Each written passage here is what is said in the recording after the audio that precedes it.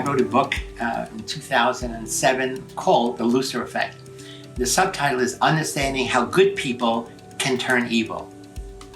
And in the book, I summarize in great detail, which I had never done before, my Stanford prison experiment, which I did way back in August 1971. But then I also present in great detail my experience with Abu Ghraib prison in Iraq, working as a part of the defense team for Chip Frederick. And then also I expand to say, let's look at evil around the world. So I summarize all the evil in psychological research. I had chapters on evil around the world about Rwanda and Bosnia. And right now, there are more conflicts around the world than ever before. Evil is taking action, using your power to destroy other people, or to destroy a religion, or destroy a way of thinking or living. And it's always done to have more personal power, or national power, or religious power. And so I should mention about Stanley Milgram. Stanley Milgram was a little Jewish boy. We were in the same class in high school, in James Monroe High School in the Bronx. And we sat next to each other. And he was brilliant. And this was 1948, 49, 50. And it's not that far from the Second World War. And he used to say, I wonder if it could ever happen that me and my family could be in a concentration camp. I said, no, Stanley, we're not that kind of people. He said, I bet they said the same thing then. We're not that kind of people. And then he said, 16 years old, said, how do you know what you would do until you're in that situation? Yeah. You know, when you're not in the situation, you're a good person. I would never do that. Now you're in the situation and look, you're doing it.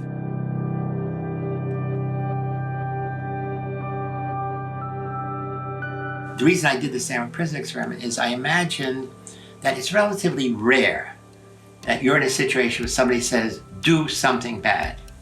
That usually you have a job. You know, you're a used car salesman and the boss says, you know, get the best price for this car, don't tell them it was in an accident. Or you're selling some property that you know could be on an earthquake. You know, so that's evil. You're going to sell somebody a bad car. Or you're a policeman and your job is to keep law and order, and you happen to be in an area of a ghetto area where immigrants or blacks or Hispanics, and the people in the neighborhood say, we want you to protect us. And so you're going to be too ready to punish, jail migrants or immigrants. So for me, it said, typically we play a role in life. We are the role we play. I'm a teacher, you're a business. So I said, what happens when we put people in roles that everybody knows are roles about power? If you're a guard, your job is to demonstrate to the prisoners you have power and they have none.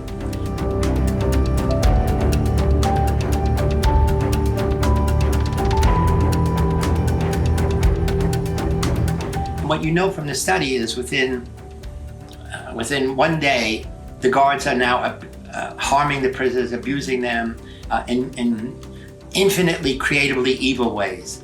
And as you know, recently there was a movie, a Hollywood movie made about it, which is about 90% accurate. I was a consultant on the movie, and so almost all of it is accurate. The only thing they changed was the way the study ended. Is my wife, Christina Maslach, who we started dating. We just moved in together in San Francisco, not far from here. When she came down halfway through and saw what was happening, she started to cry, got really upset, and said, it's terrible what you are doing to those boys. They're not prisoners, they're not guards, they're boys, students, you know, and you're allowing them to suffer. And I don't understand, you know, you have a reputation, you love students love you, these are students. And then I had a big argument and said, you know, you're a woman, you're too soft. No, really, then she said, stop. If this is the real you, I don't want to continue my relationship with you. You know, essentially that's the heroic thing to say. I'm willing to give up a romantic, hopefully lifetime relationship if you continue to engage in this evil. You continue to, and at that point I said, oh my God, you're right. So in the real world, I said, okay, I'm going to end the study tomorrow. So the Lucifer Effect is really all about, it's a roundabout way of saying how easy it is for ordinary people to be seduced by power. And sometimes it's minimal power. I mean, as I said early in my biography, as a child growing up in the South Bronx ghetto, there would be men, always men, never women, who would seduce kids to do evil things for money. To take a package from here to there, you get $10. $10 then was like $100 now. Or to break into a store at night to steal, or girls to sell your body. And some of my friends did it, and I and others didn't. So as a child, I was always thinking, what's the difference between people giving into temptation? And temptation is all about so this is money power. Now, if you're middle class, you don't do things for money as a kid. You get an allowance, you have a job, you whine, Mama, I want a bike, I want Air Jordan shoes, and you get it. If you're poor, none of that works. So again, one of the reasons poor people are overrepresented in prison is that many of them have no legitimate way of having access to money, which you need in the extreme for survival, or you need just to have good things in your life.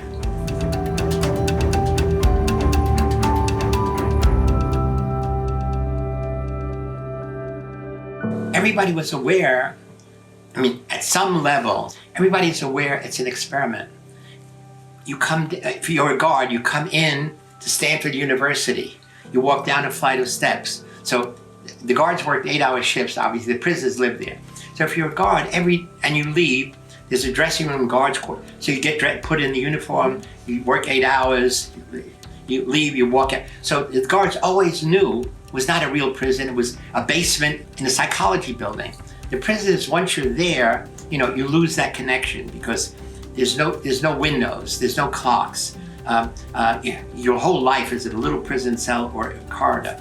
But after the first day, no one used the word experiment, meaning it was a prison run by psychologists. You come down, they say, okay, you're gonna be a guard, you're gonna be a prisoner. You put on your uniform, you put on the makeup, you step on the stage and you perform. But now there's no audience. So you're performing and the audience is in your mind.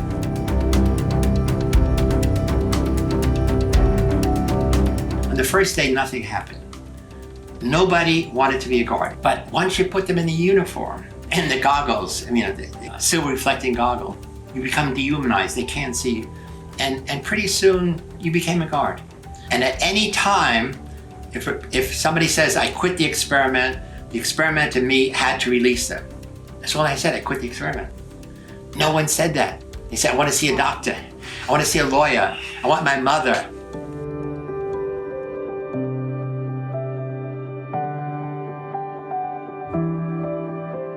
And then over time, the guards began to enjoy their unlimited power.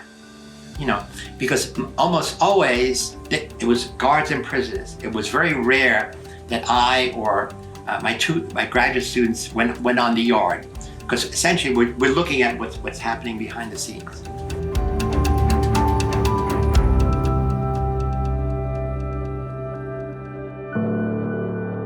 Oh yeah, of course. No, the biggest mistake I made was to be the principal investigator and the superintendent of the Stanford prison jail. And the problem was that I began to live in the experiment, meaning at night I would sleep on a couch in my office upstairs. So I never left. So I'd sleep, and then in the middle of the night, the assistants would come up and say, somebody's having a nervous breakdown. I'd run down, talk to them, bring them to student health.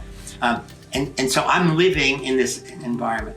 And I just underestimated what it means to have an experiment that doesn't stop. So over time, I became the superintendent of the prison, which was a really big mistake. Now, I think if Christina had not intervened, I would have ended it on Sunday, only because it started on Sunday, and so psychologically it would be a week. So I'd say, I'm doing a good thing, I'm not going the second week. But I'm so glad, so glad I ended it when I did.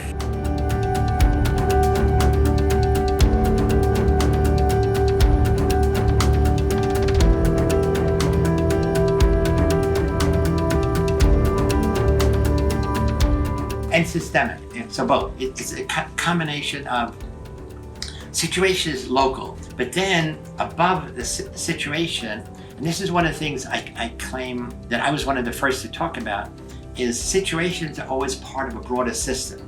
A system is political, it's legal, it's cultural. So any prison in the world is part of a correctional system. They call it correction system. And so here's laws, here's rules, here's economics. So for example, one of the reasons prison populations have increased in America is prisons are a business. That many prisons are in small towns, and everybody in town has a job in the prison as a cook, bringing the mail in, many jobs.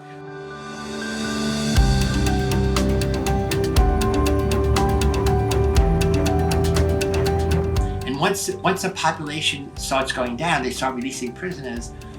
The people in that town go to their politician, to go to Washington, to say, send more prisoners here.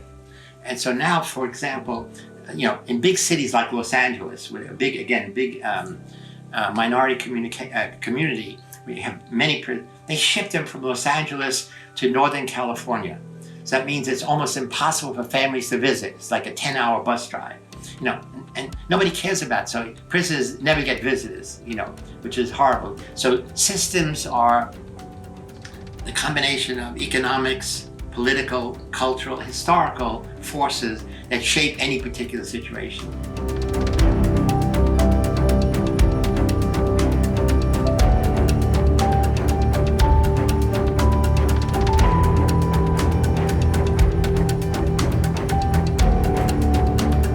It's not clear to me the impact of biological factors. That the only thing we know is, in terms of personality, there is something called psychopathic personality.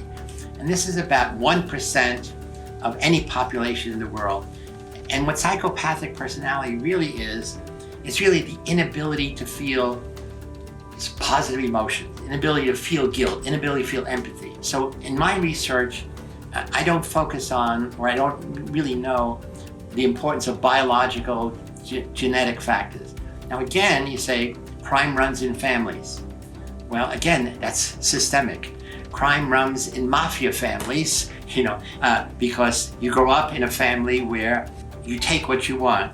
My whole focus has always been that we underestimate the power of situations because we overestimate the importance of free will, because we want to believe in human dignity, that people choose their destiny.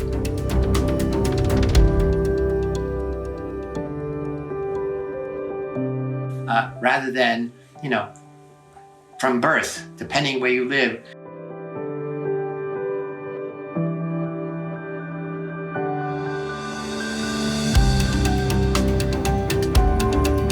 So what I'm saying is, it's simply important for us to, all of us, general public, as well as politicians, lawyers, others, to not to underestimate how much who we are, what we do is influenced by the situations that we grew up in. And when the situations are negative, we should work hard to make them more positive.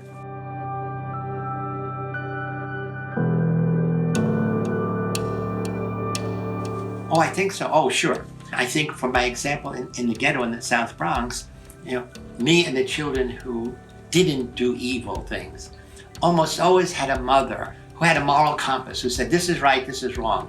You should not play with these boys. You should not do this. Don't take money from strangers. Before you make a decision, come home and talk to me and your father about it. So clearly, it should be the role of religion. It should be the role of the church to teach moral behavior. The sad thing is, I grew up Catholic. I was very religious much of my life. And the problem with the church, Catholic Church especially, is it's all about sin. It's all about deliver us from evil, lead us not into temptation. It's nothing in the whole thing about goodness. So the church should be teaching moral behavior. And what they teach is not about doing good things, only about avoiding temptation. And then you're praying to God and you say, lead us not into temptation. That's an error. It's not God's job, that's the devil's job. So I talked to many religious people, they said it's a mistake. It's a mistake in the translations, that if you're praying to God, you don't say, please God, don't lead me into temptation, because God said it's not my job. It's not my job. That's the devil's job. Let him do their work.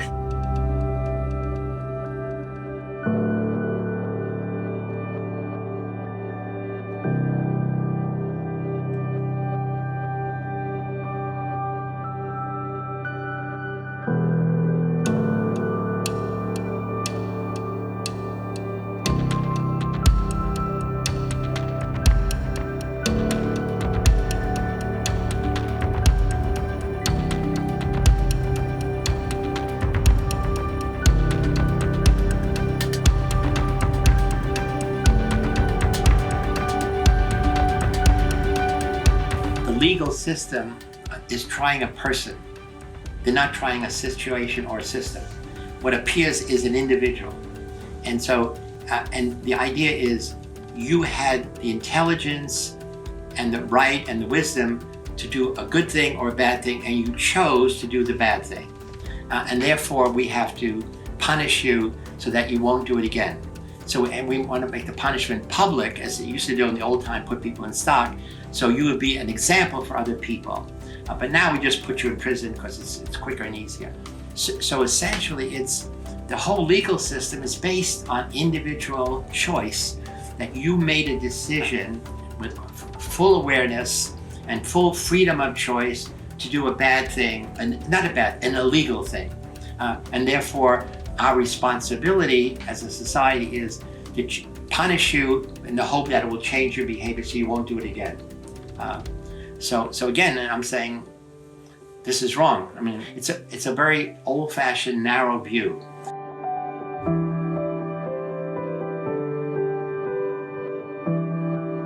That people go through life, I decide this, I decide that. And again, as I said, poverty is, in a sense, one of the ultimate systemic evils. Because when you're poor, you are forced to do things. If you're rich, you defraud your company, or you sell bad products for big money. So you still can do evil, but it's not at a level that ever gets punished. So again, all of in 2008, the economic crash that caused millions of people to lose their savings, their pension, we now know there are many people in high places in the government, in the judiciary, in America, in the Federal Reserve Bank, all of whom knew about this and have done nothing. No one was punished. Just like in Abu Ghraib, not a single senior officer was punished. Not a single senior officer got a letter of reprimand to say, all of these bad things happen.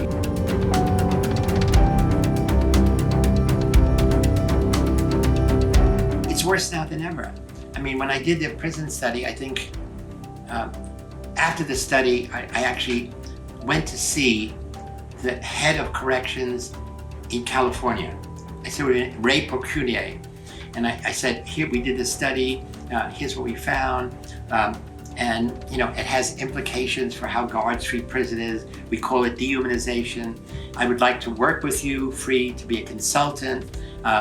We would like to have, my students would like to work in a prison to, help guards understand the psychological dynamics of their role.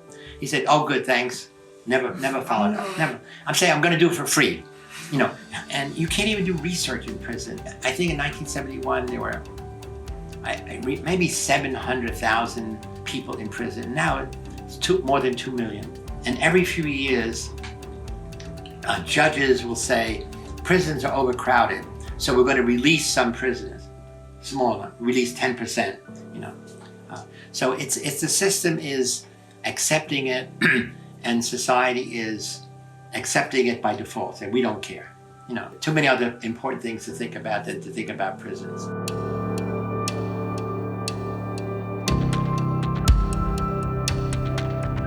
Now the other problem is if you're a prisoner, when you get out, if you've served a felony, you can never get a job. You have a record, So now you get out, you serve your time, you're a good prisoner. You did nothing wrong, you didn't get into fights, you didn't join a gang. But you get out, there's no jobs. Nobody wants to hire a prisoner. And also when you're in prison, so I send you to prison for 5 years. what do?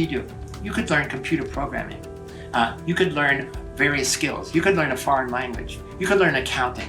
A lot of things you could learn. The pressure against teaching prisoners usable skills comes from the unions, because they don't want ex-convicts competing for jobs with their members. So you never learn a useful skill, so when you get out, you're better than you went in. So now you're worse because you lost these years, you lost contact with your family, and you could have used that time to develop a skill, and you have no new skills.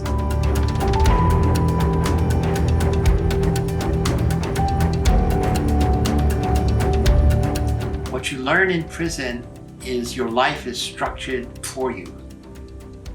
Meaning, you get up at 6 a.m., breakfast is at 7, finish by 7:30. Do this job, do this, exercise, do this, go to exercise room, come back, lunch. So suddenly you get used to an external structure organizing your life. Now you get out of prison, it's not there. Meaning, you could eat whenever you want. If there's food, you could, do this.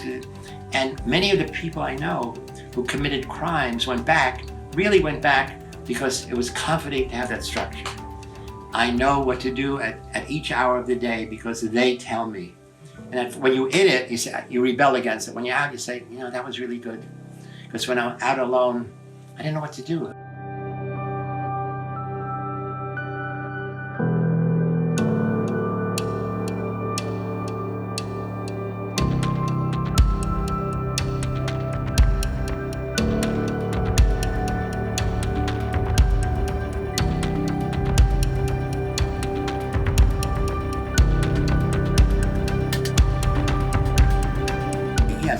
It's not clear what you mean by long term, but I think being in a prison, away from family, away from community, away from friends, away from doing any meaningful activity is deteriorating. I think it begins to change your mentality. You begin to think less well of yourself. In some ways, when you're a prisoner, the way you survive is by acting crazy, so other prisoners won't bother you. So, you have to convince other prisoners that if they bother you, you'll kill them. People I know, it's that my job was to act crazy. And then sometimes I did really crazy things. Almost every prisoner gets out of prison in worse shape than they went in. They're not penitent. They're angry because they always believe the sentence was unfair, even if they know they committed the crime. 6 years was too much for robbing a grocery store or something. They are less suited to be reintegrated into society than if they had not gone to prison, if they just went for a short term. The other thing is that when you live in a prison, you live in an all-male society. Other prisoners, guards. And like being in the military a long time, you come to live in a male-centric environment. That women are only fantasy. Women are only sexual fantasy.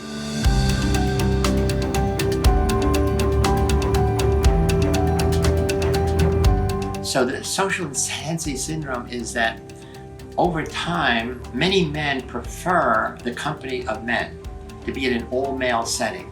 And they're unaware that it's almost like a high to be with men rather than with women. So women, it's also awkward. So yes, something we've done a little bit of research on. And again, it's something that I think I'm the first person to talk about it in this way, that for many men, there is a high, an unconscious high, of simply being in the presence of other men. And more so, the more dynamic, the more physical, the more energetic the situation is. So again, for many men, being on an athletic team, especially teams like soccer team, a football team, not on a tennis team, not on a golf team. So where there's physical contact with other men and your job is to hurt. It's similar to in a war. In a war, your job is to kill. But if you're in most sports, most physical, like soccer, rugby, American football, not so much European soccer, your job is to hurt the player. Knock him out, so they have to take him out of the game. So I'm saying, so this is an unstated high for many, many men.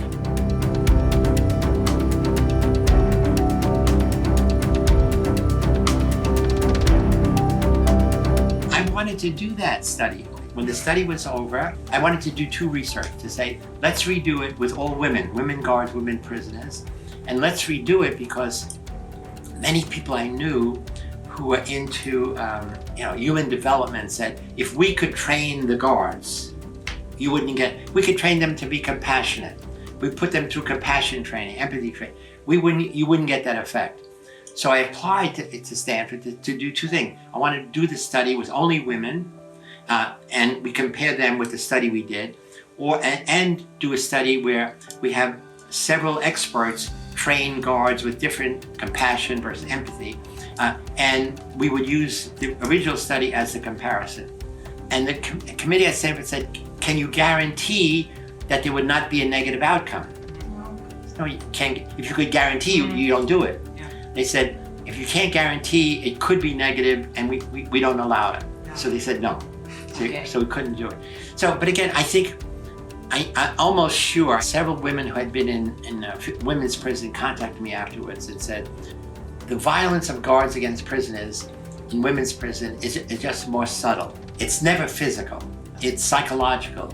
It's making you feel helpless, making you feel worthless.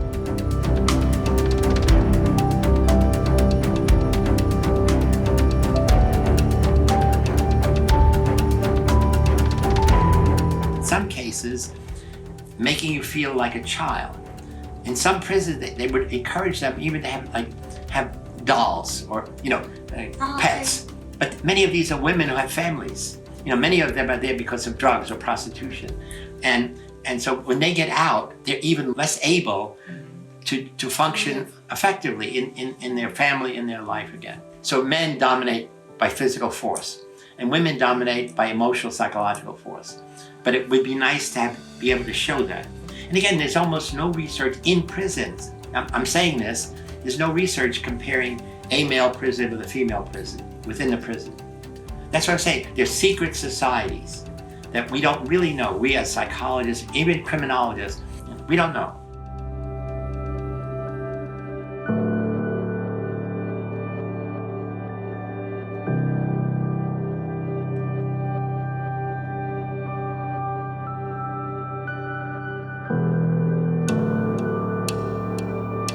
Yeah, that's what schools should be doing. I'm saying we should have classes in school, not just reading, writing, arithmetic, classes on compassion, classes on heroic training. And all my research in Milgram and Bandura, all these studies in the real world, how easy it is for good people to turn evil. How easy would it be to get ordinary people to become heroes, to switch around? And I said, I think I would like to devote the rest of my career to that question.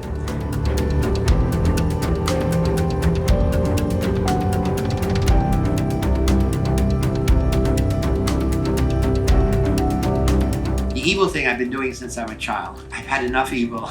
No more dining in hell. And then people came up afterwards and said, Al Gore, Pierre Omidyar, the one who started eBay, said, we think it's a wonderful idea. Omidyar said, I'll give you money to start a nonprofit foundation, which we did. So we started in 2008, Heroic Imagination Project in San Francisco, a nonprofit. And the core of our program is, I've developed 6 lessons, and we hope to develop many more, each in great detail, with provocative videos, with a script that a teacher gets, where students work in pairs, not in an amorphous big group. And so one lesson is, how do you transform passive bystanders into active heroes? How do you transform people who have a narrow, fixed mindset into a growth mindset? How do you transform stereotyping, discrimination, prejudice into understanding and acceptance? How do you understand situational power? So we have all these lessons, and what we've done is, so these are worked out in detail. And so our lessons were really organized first for college and high school, and we hope to bring it to middle school. So we've been very successful in, we're mostly in the western part of the United States, California, Oregon, Arizona. We're in junior colleges, community colleges, and Flint, Michigan, but not in the rest of America. But we're all over Europe. One of our best programs I'll mention is in Palermo, Corleone, in Bali, Indonesia, I just came back from Doha, Qatar, in Iran, Tehran, in Prague, and Slovakia. Hungary is our most impressive program, and Krakow, in Warsaw, in Portugal. So it's really a global program. And the last thing I want to leave you is in Palermo, Claudia Libero, she runs our program in Palermo. What they've done in Sicily, which is amazing, is she's had our program where I did train her and her assistant, and they set up a program for high school kids in the ghetto in Palermo. And now, in the last 3 years, the Sicilian government has accepted many African youth, 17 years and older, into Palermo. They've given them shelter, they've given them clothes, teach them Italian. And now, what Claudia is doing is getting those Italian students to learn our lessons and deliver them in high schools to Italians. So now they are teachers. So now they have a sense of self-worth, and they get paid. Half the money we send home to their family, half they keep. And I visited them last year. I'm going to go again in May. So the point is, it's not just giving a job, it's that you're a teacher.